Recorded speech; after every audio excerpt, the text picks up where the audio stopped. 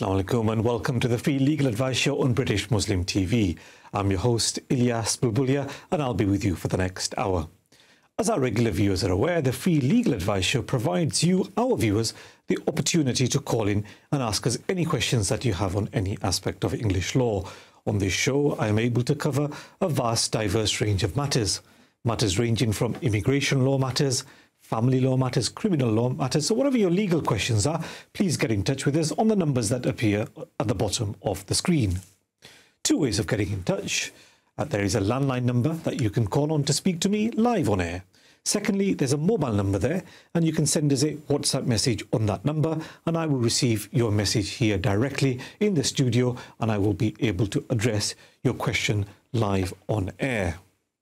Couple of minor points before we get going. Obviously on a live show sometimes it's not easy to deal with very complex matters. If your matter is complex or I need to look at your documents before I can advise you, then I'll ask you to leave your number with the control room and I will have a thorough discussion with you off air. If I need to look at your documents, I will look at those documents and provide you with advice based on those documents. And this is part of the free legal advice show, so there's absolutely no charge for that whatsoever.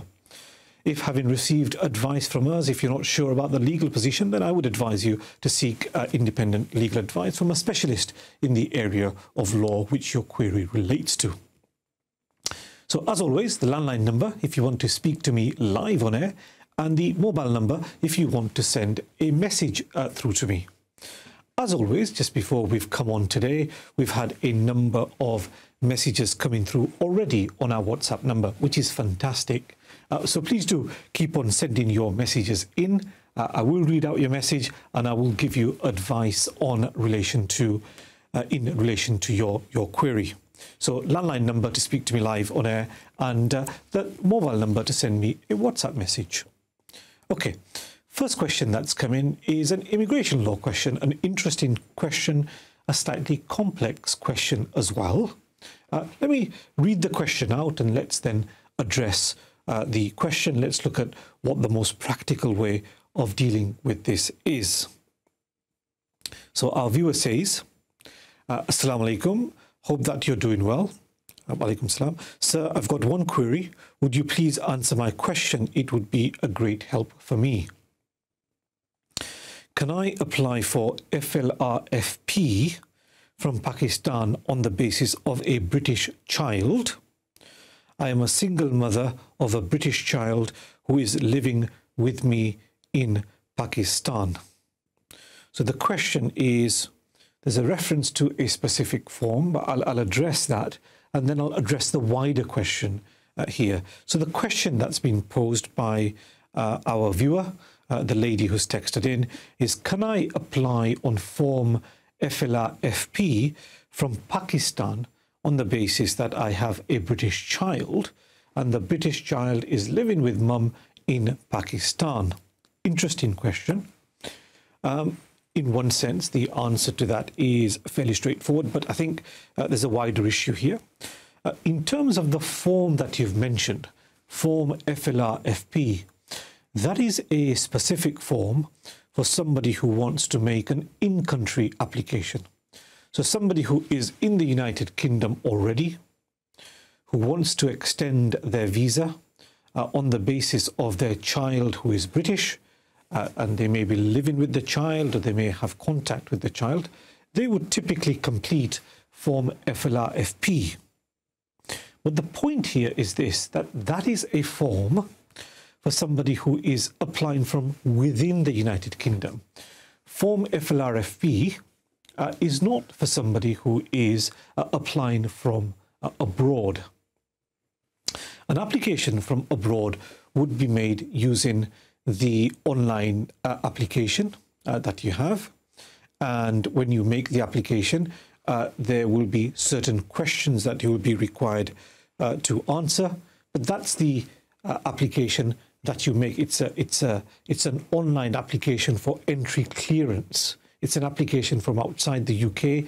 The application doesn't have a name as such, which in-country applications have. So in-country, you have various forms. FLRFP, FLRM, SETM, etc., various categories, they all have various forms. But out-of-country applications don't necessarily have that. There is obviously a route based on which the application is being made. So here the application is being made on the basis of a British child. Now, so although the form that will be completed is not form FLRFP, really the question is there some kind of application that can be made from abroad, given these particular circumstances where somebody has a British child living with them? Now, when you make the application from abroad, the slight difficulty, I think, is this, that normally the application is made to join a British child in the United Kingdom. So if a British child is in the United Kingdom, it is possible for a parent who is abroad to make an application to join a British child, even though they may have separated from the partner. So the application would not be made on the basis of the partner. It would be made on the basis that they want to have contact with or live with the British child. So it's possible to do that. But in most of these applications, the child is in the United Kingdom. Now, it may be possible for the child to come to the United Kingdom if it's necessary and for an application to be made. There are a couple of matters, couple of points that you should note in relation to that application. And sometimes it's a bit difficult to fulfill these requirements. One is the financial requirement. Obviously, where the application is being made in order to be in the United Kingdom with a child, as opposed to being in the United Kingdom to live with a partner, it's not possible to rely on the income of the partner because you're not with the partner anymore. So the partner won't be sponsoring the visa. So it's not going to be possible to rely on the partner's sponsorship. And the Home Office is quite strict in terms of how the financial requirement is met. They don't necessarily accept offers of employment in the United Kingdom. Sometimes they do. They accept that there are exceptional circumstances and accept an offer of employment in the United Kingdom. But there are other occasions on which they do not do that. So how else can you meet the financial requirement? Because that is sometimes the stumbling block here. How do you meet the financial requirement? One way of doing it would be to show that you've got sufficient savings to live on when you are in the United Kingdom. So that may be a way around it. There are a number of other issues that we need to look at, but let's take our first call for the day. We'll come back to this question later on. Hello, Assalamu alaikum. Ilyas भाई, मेरा सवाल ये है कि एक मेरा दोस्त है, उसने इधर शादी की है, तो उसके पास एक बच्चा भी है 1 ईयर का। क्या वो वीजा अप्लाई कर सकता है? जी। तो दूसरा, इधर बिजनेस के बारे में थोड़ा सा मालूमात लेनी थी। क्या इधर बिजनेस करना हो इस कंट्री में तो उसकी क्या मतलब है, प्रोसीजर है? जी ठीक है। तो आपको जो बच्चे के बारे में जो बात की ना आपने, तो वो बच्चा आई थिंक आपने ये कहा कि वो चाइल्ड ब्रिटिश है यूके में। Yes.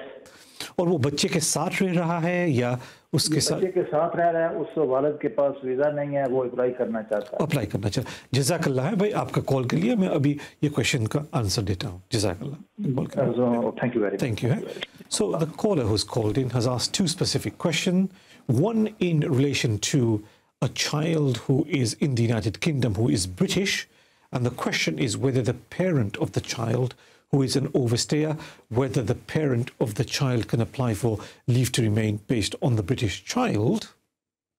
And the second question that's been put to us is whether there is a possibility to apply for some kind of business visa to come to the United Kingdom. So let's address the first question first. In relation to somebody who has overstayed in the United Kingdom, but they have a child who is British, it is possible to apply for leave to remain based on that British child. I'll look at that in greater detail after I've taken the next call. Hello, Assalamu alaikum. Hello. Hello? Hello. Hi, brother. You're live on air. Yeah, I'm on live now. You are, brother. Yeah. I'm waiting for the my questions. Yeah, sure. You're live on air, so please ask your question. Hello. Hello, Assalamu alaikum. My name is Captain Munir. I need some information regarding Tier 2 sponsorship scheme UK. Okay, that's fine. So what kind of information do you want about the sponsorship? What is the term and condition of I'm a ship owner and I want to invite a lot of people from Pakistan, but I don't know what is the procedure for Tier 2 sponsorship license. Okay, brother, you know the business that you've got here. Sorry, I didn't quite catch you when you explained what it was. So what's the nature of your business? Hello, brother, can you hear me? I can hear you. Yeah, so what I was asking was, I understand that you want to sponsor people to come to the United Kingdom, but the business in the UK, could you just explain what that business is? Yeah, I can hear you loud and clear. So the business in the UK, what kind of business is it that you have? Because I'm a ship owner. I'm a ship owner. I understand. Big shipping company. And now I will start apply for the procedure for Tier 2 sponsorship scheme. Okay. I want to apply for the license, so I can invite a lot of people from Pakistan. Okay. There's a shortage of here. Okay, I understand. So what kind of roles would you be looking at filling here in the UK? I don't know whether you can hear us or not. I was just going to ask you what kind of roles you were looking at fulfilling in the UK. I mean, what I can do is we're going to be taking a short break, and after we come back from the break, what I will do is take you through the process. I don't know whether you just want to hold on, brother, if you can. When we come back from the break, I'll need some more information from you, and then I can advise you properly in relation to your options. There are options open to us. So, brother, if you hold on, we'll be back from our short break in the next few seconds, and then we can look at this in greater detail. We'll be back in a bit.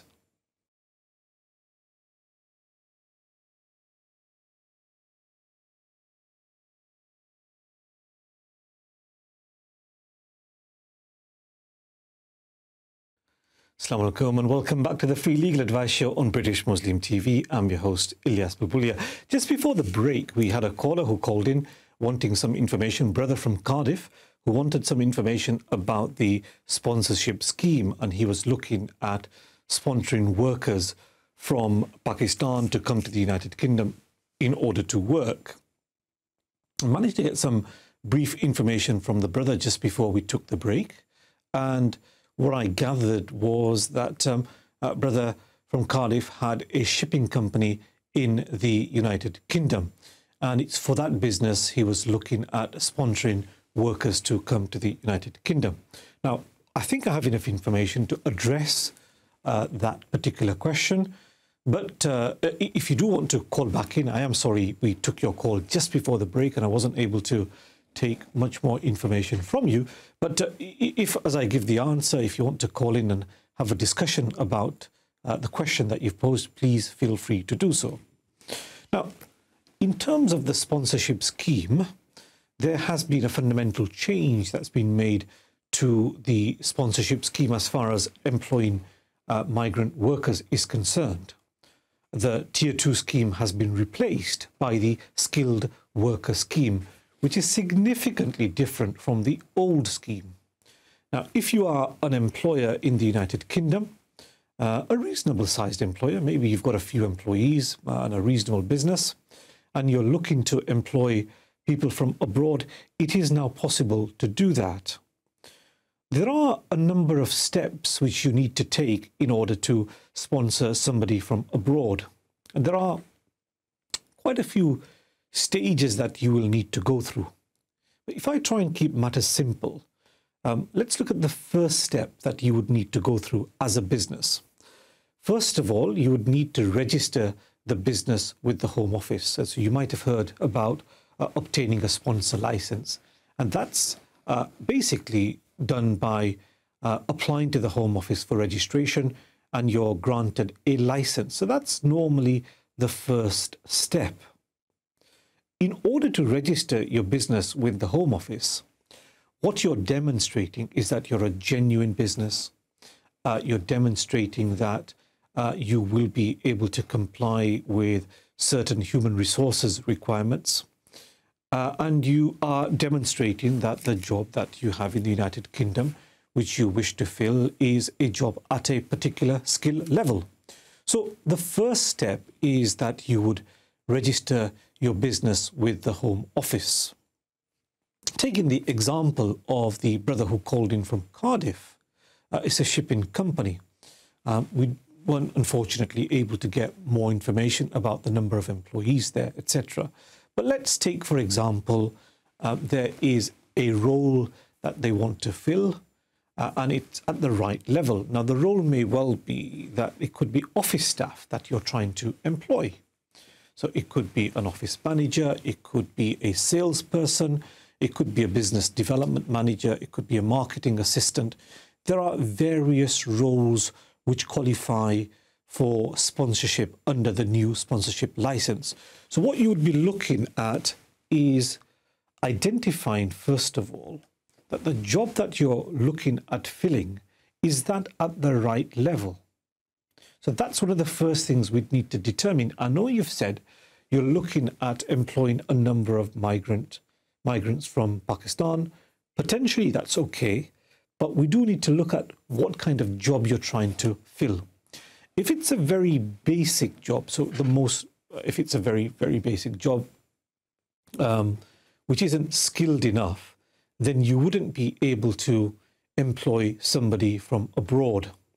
There is a list of jobs for which you can obtain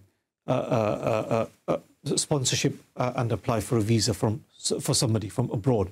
So the job that you're trying to fill has to be at a particular skill level, has to be on the Home Office's list of jobs. So that's the first thing I would say to you is, I understand what you're saying, that you want to employ somebody from abroad. We need to identify the job that you want to fill first to see whether these are jobs for which the sponsorship license can be used. So that's one of the first things that we would need to look at. Potentially, in most businesses, there would be jobs at the right skill level.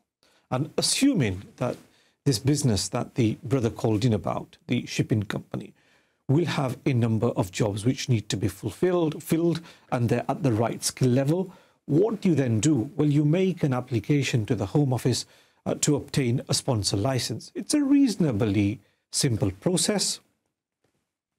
It's an online application. The fee is just over £500. You would submit certain supporting documents to show that you're a genuine trading company.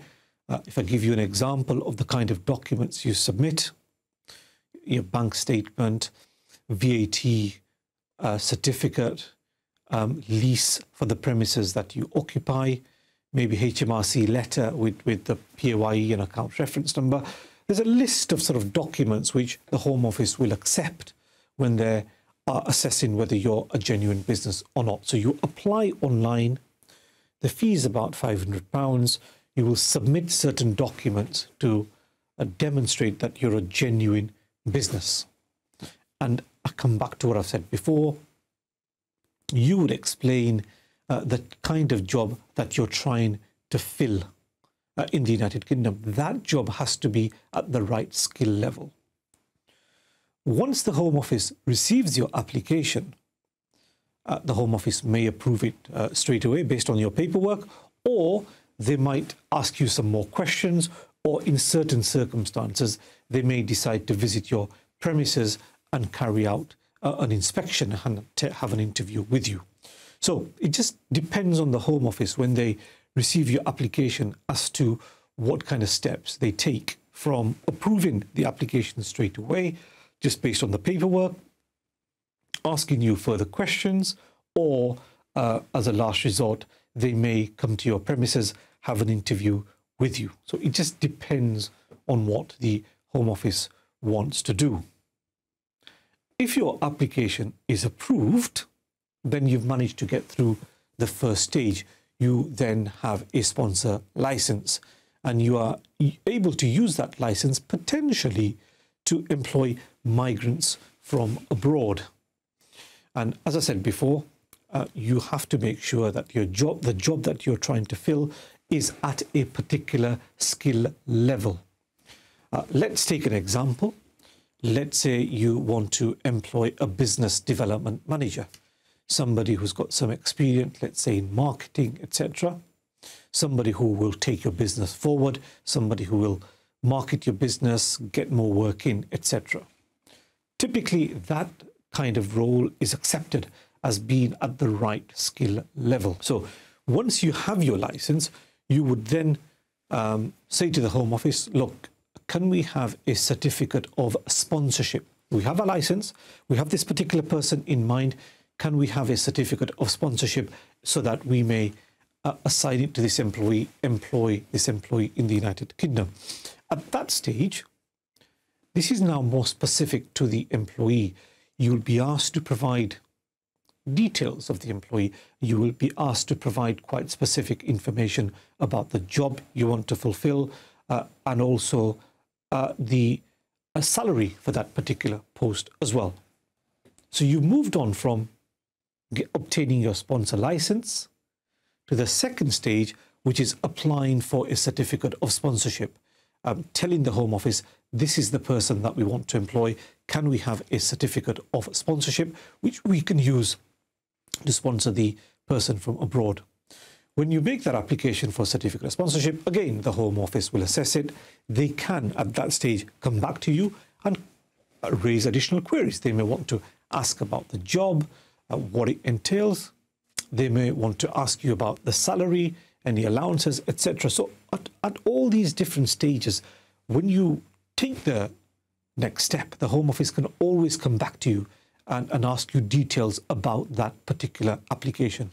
Even when you make the license application and when you make the specific request for a certificate of sponsorship in order to employ that particular person and say, look, this is the job, these are the duties, this is the amount we're paying, the Home Office can come back to you and ask for further information. Once you get over that hurdle and you've been given permission effectively by the Home Office to employ that particular person, you have, in my view, got over most of the difficult tasks. You then move on to the last stage, you assign the certificate to the employee and then apply for a visa for the employee from abroad. So that's the basic process: an application for a license, an application for a certificate of sponsorship specifically for that employee, and then once that's granted, applying for a visa, the third stage, for that employee from abroad. So that's effectively how it works. Now, there are some key points which I just want to flag up now. One is the expense. It does cost a lot of money. The other is the amount of time it takes. And lastly, there is a requirement that the person who's coming from abroad should have a sufficient command of English. So there's an issue about costs. There's an issue about timing. So it takes a significant amount of time. And lastly, there's an issue about whether the person coming from abroad has sufficient command of English. So let me deal with the first point, the cost element. This is quite an expensive process. Applying for the license, applying for a certificate of sponsorship, and then ultimately applying for the visa for the individual who's abroad. Typical cost of that is in the region of about £4,500, or slightly more than that. So it's not a cheap category to come within, to come to the United Kingdom. Cost-wise, we're looking at around £4,500. Time-wise, it will take you from, if you look at the time from when you start to when you manage to get the employee to the UK, I would say work on the basis that it may well take about 5 months, depending on the kind of queries raised by the Home Office. But 5 months, in my view, currently is a good time estimate. Lastly, English. The person that you're sponsoring from abroad will have to pass an English test It's an IELTS test, band 4 in speaking, listening, reading, writing. Those are the main issues. Lastly, sometimes it's an issue when you employ this person, there is a minimum salary that has to be paid, approximately 25,600, although in certain circumstances you can pay less. I'll look at this in greater detail after we come back from our break. Hopefully this gives you a good overview. We'll be back in the next couple of minutes.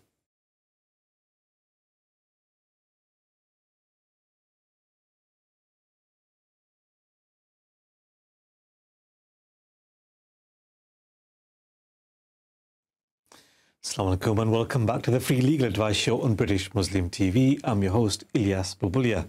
To speak to me live on air, please ring on the landline number which appears at the bottom of the screen.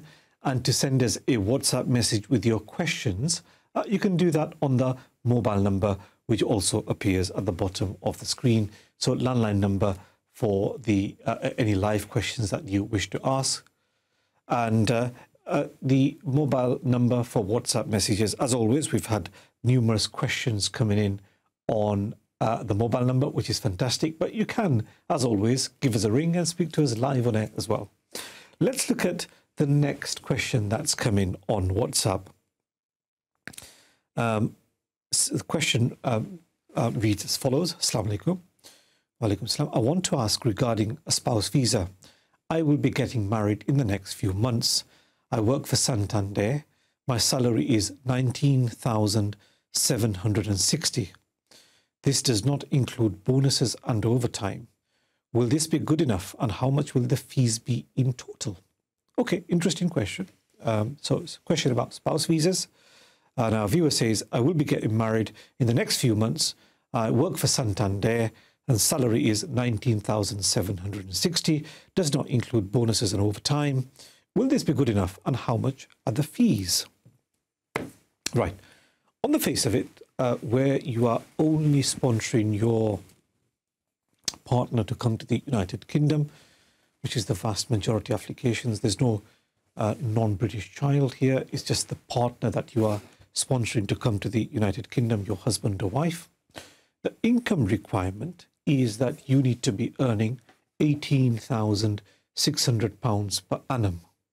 So at the moment, you are over that, well over that. You're earning in excess of £19,700. So that's not a problem. You're earning a lot of money. So that's not an issue. And you also say here that the £19,760 is actually a basic salary. It doesn't even include your overtime and your bonuses. So for the benefit of our viewers whose basic salary is let's say 19,000. The point is, if your basic salary is 18,600, that's enough. If your salary is less than 18,600, but your bonuses and your overtime, once they're included, gets you up to 18,600, then that's sufficient as well. So as far as you're concerned, you've got nothing to worry about. You're well above the requirement without even looking at your bonuses and your overtime. But you can include everything in there when you're demonstrating how you meet the requirement. One of the key things is that you need to have been employed for 6 months before you make the application. We don't know how long you've been employed for, but if you haven't been employed for 6 months, generally speaking, it's just easier to wait for 6 months. There are ways of meeting the financial requirement if you've been employed for less than 6 months, but normal application, if you've been employed for 6 months, and you're earning £18,600 per annum, that's sufficient. So in terms of the income, as your question actually relates to income, what do you need to show? What evidence do you need to submit? It's your employment letter from your employer. The letter can't be more than 28 days old. So, just make sure you get the letter towards the end when you're ready to apply for your partner. Letter from the employer. 6 months of wage slips. Your last wage slip can't be more than 28 days old either, so it's got to be up to date. And then 6 months of bank statements showing that money having gone into your bank account. All 6, I'm assuming you get paid monthly. So you would need to submit the bank statements for the whole 6 months, covering the same period as your wage slips, showing that the money has gone into your bank account. So your income is fine. Generally speaking, wait 6 months before you apply. Documentary evidence as far as employment is concerned, it's your employment letter, 6 months of wage slips, 6 months of bank statements. They are the mandatory documents. Now, there are other documents you can submit. They are not mandatory, and I actually, in practice, don't submit them. And the documents are contract of employment or a P60. You don't necessarily have to submit those. As long as your mandatory documents are submitted, it is sufficient. So I hope that answers your specific question about employment income. You have enough income. So certain documents need to be submitted to corroborate that income figure that you've suggested here. In terms of fees, what does it cost to sponsor a partner to come to the United Kingdom? If assuming you're married and your partner is coming as a spouse to the United Kingdom, it's not a fiancé application. So assuming you're married, partner's coming to the United Kingdom as your spouse, approximate fees from abroad would be in the region of £3,650 to £3,700. So that's typically what you're looking at. Now, that fee is broken down into two separate fees. One is the NHS fee, contribution to the NHS, the Immigration Health Surcharge.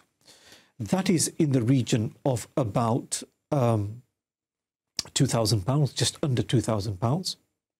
The second fee is the actual application fee for that spouse application, and that's in the region of about £1,650. So when you combine it, the approximate NHS contribution of £2,000, the approximate application fee of about £1,650, it does come up to about £3,650. So that's the approximate figure you're looking at.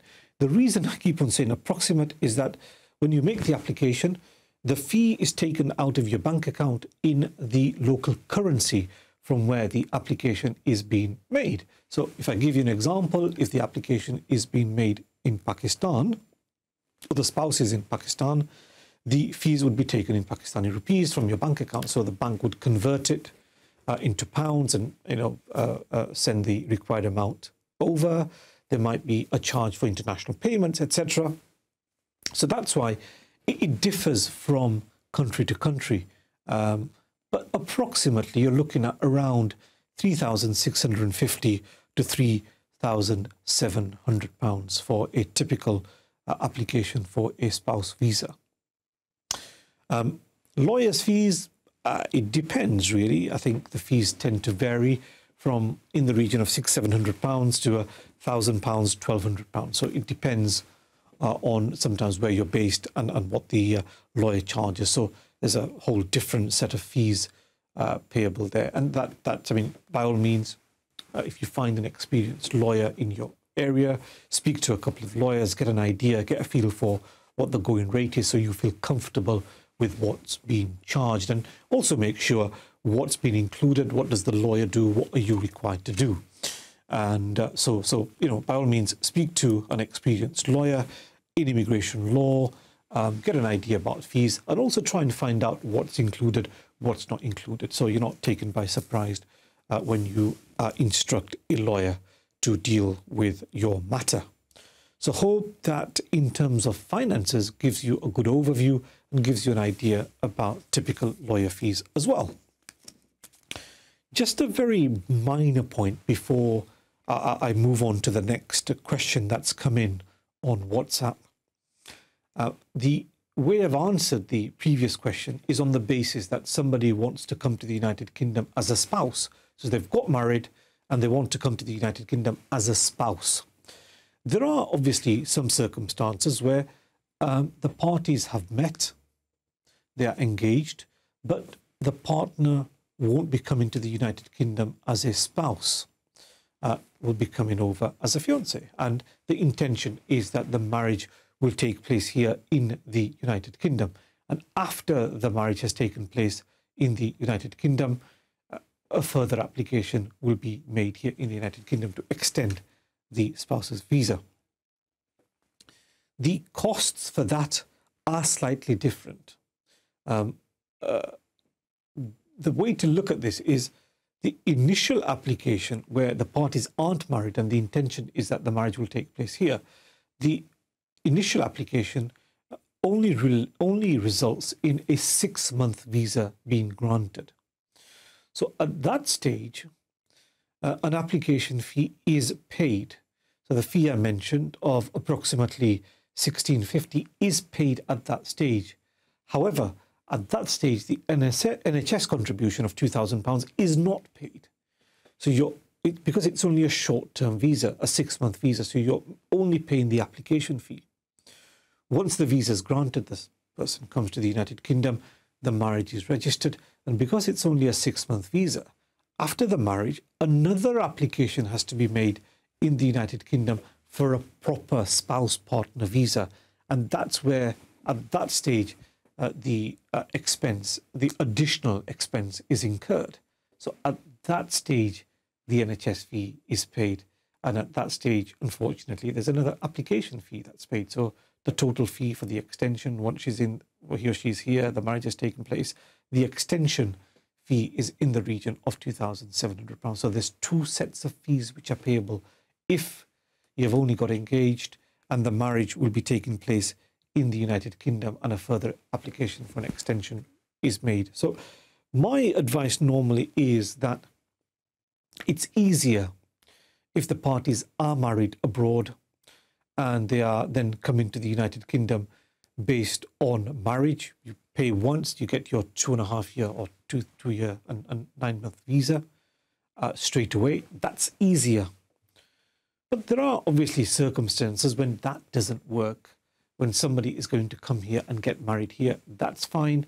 It does mean that 2 applications have to be made and 2 sets of application fees have to be paid as well. So it does turn out to be slightly more expensive if you do it that way around. And your question related specifically to finances, you will demonstrate your finances at the initial application stage when you sponsor your fiancé to come to the United Kingdom. Once the marriage has taken place and you're going to extend your visa, the second application, you will be demonstrating how you meet the financial requirement again. You'll be showing your income again. So there's always a danger. If there's a problem with a job, you lose your job, you struggle at the next stage. So it is a more complicated way of doing things. But to be quite honest, I mean, in practice, it does happen. People do sometimes not make the standard spouse application. Sometimes their circumstances are such that they do need to make a fiancé application, get married here, and make a second application to extend. So hope that answers your question. If you're not sure about the advice that I've given, please do send me another WhatsApp question and I will address your specific queries again. That takes us to the next break. We'll be back in the next couple of minutes and we've got a number of questions that have come in. I'll address those questions after the break.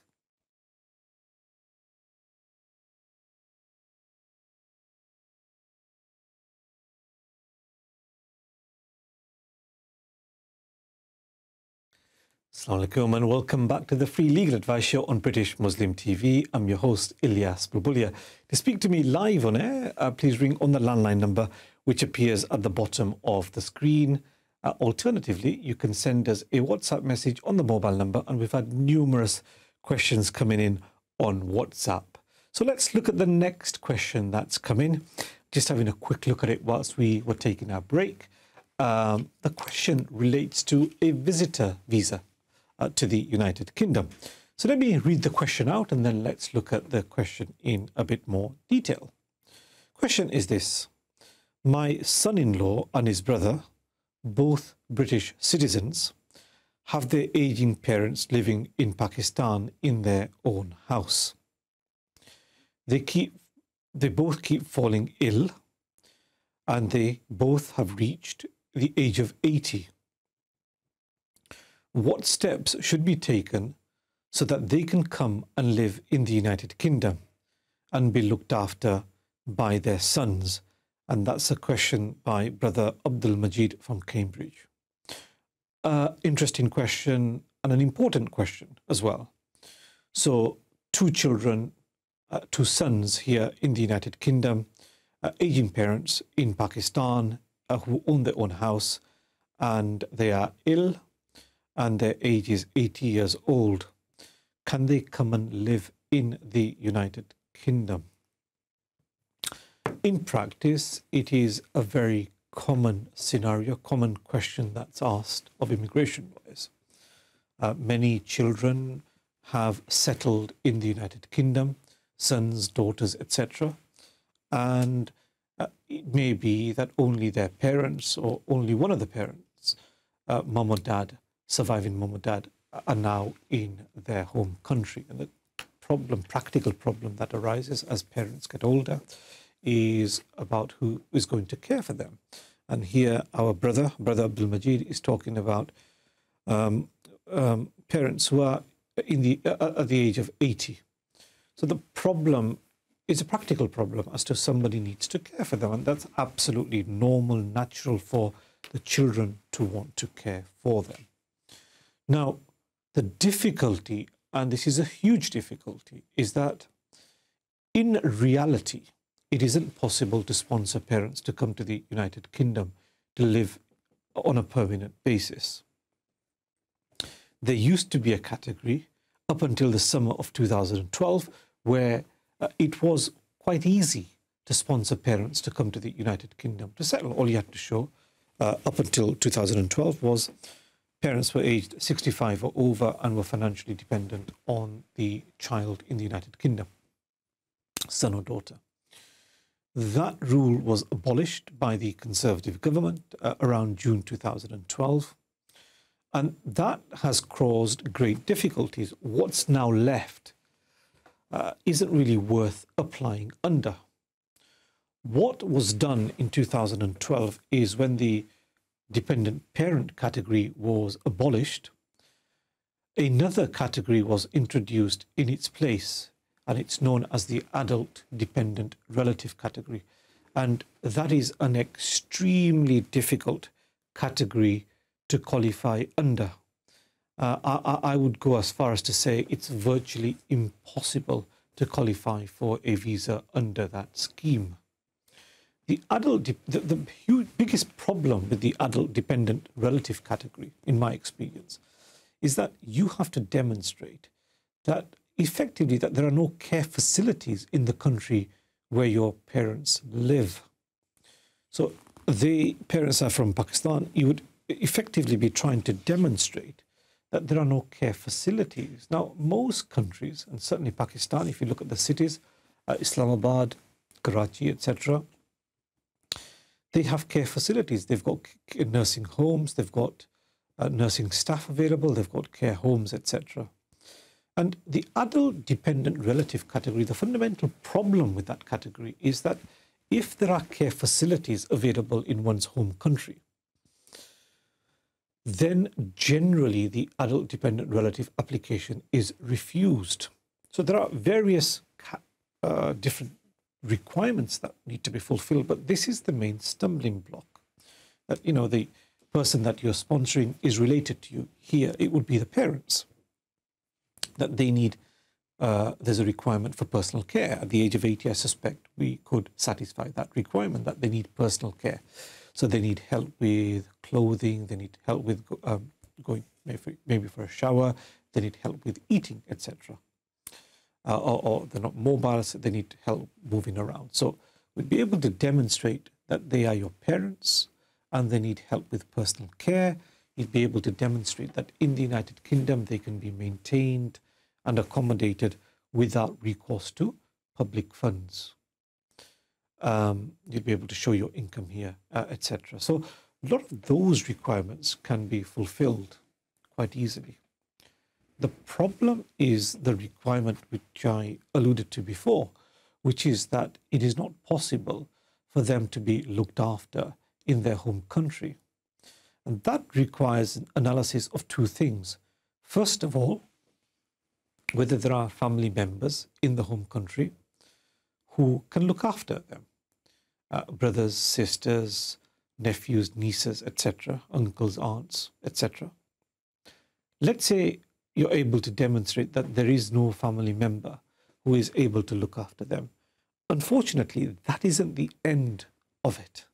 The stumbling block, as I mentioned before, is that if there are facilities available in their home country, in their locality, the Home Office will look at basically outside one's locality as well, the nearest city, etc. If there are care facilities available, home care or care at a nursing home, etc. If the Home Office can refute your argument that there are no care facilities available, the application will be refused. Now, one of the problems at the moment is that what the Home Office will tend to do is that if you say that, look, there is no family member out there who's able to look after them, there are no care facilities available out there to look after our parents, the Home Office could very easily go onto, let's say, Google, search for care facilities in the nearest city, and a number of hits will come up showing the organizations which provide care for the elderly, whether it's medical care or just simply care of a non-medical nature. So it's very easy for the Home Office to refute an assertion that care facilities are not available. So that's why it is actually quite difficult to qualify under the adult dependent relative visa. So if that doesn't work, what alternatives do you have? It's always possible to sponsor a parent, to sponsor parents to come to the United Kingdom as visitors, to demonstrate that they would, or to apply on the basis that they are coming to the United Kingdom for a short visit and they will go back to their home country. Always a possibility, probably easier to do than the adult dependent relative application. However, where parents are elderly, in my experience, currently the way things are, the chances of getting a visit visa may only be 50-50. When you apply for a visit visa, one of the key issues is you have to demonstrate that the applicants, the parents in this case, have an intention to return, go back to their home country. The difficulty sometimes is that the Home Office argues that, look, the whole family is here, they're not working abroad, their links, their ties with their home country are weak. So the Home Office might try and argue that we cannot be satisfied that parents, elderly parents, have an intention to return to their home country. So even with a visit visa application, there's always a risk that the visit visa will be refused as well. But what options do you have? Very, very limited options. As I said, you could try the adult dependent relative visa, an expensive visa. The fees are in the region of £3,000. Very difficult to fulfill the requirements of that visa. Personally, I would take advice from an experienced immigration lawyer before you go down that route. It may well be that in your current circumstances or in the parent circumstances, it is better to apply for a visitor visa. You might be better focusing on or, trying your best to demonstrate to the Home Office that the requirements of the visit visa are fulfilled. Main focus, if you do decide to apply for a visit visa for your parents, the main focus has to be in demonstrating that your parents will go back to their home country. So focus your efforts on demonstrating what will make them go back. So as you've mentioned, they have a property in their home country. They may have savings in their home country. They may have income. It may not be employment income at that age, but it may be a pension. They may have rental income from land or property. They might have an interest in a business which is generating profits. They might have land which has been leased out. So demonstrate whether there is some form of income, assets, savings, income, other family members may be there. So you need to really focus on all of those to to demonstrate that your parents have an intention to return to their home country. Now, my view is that it may well be that that's the best way to go about this, to really look at whether it's possible to bring parents to the United Kingdom as a visitor. Now, as I said, it's not always very easy to obtain a visit visa. If it's refused, unfortunately, there is no right of appeal anymore. So you can't go to a tribunal, you can't argue a case before a judge. However, there is a limited way of challenging a refusal by way of judicial review. And again, if you make a proper application and it's refused, take advice on how that decision can be challenged, because there are ways of challenging that decision as well. Hope that answers your question. I have every sympathy with the situation that you find yourselves in. It's a very common question put to lawyers in terms of how you can sponsor your parents to come to the United Kingdom on a permanent basis. I hope that gives you a comprehensive answer. Unfortunately, that does bring us to the end of the show. Inshallah, we should be back next week. Until then, Assalamu alaikum.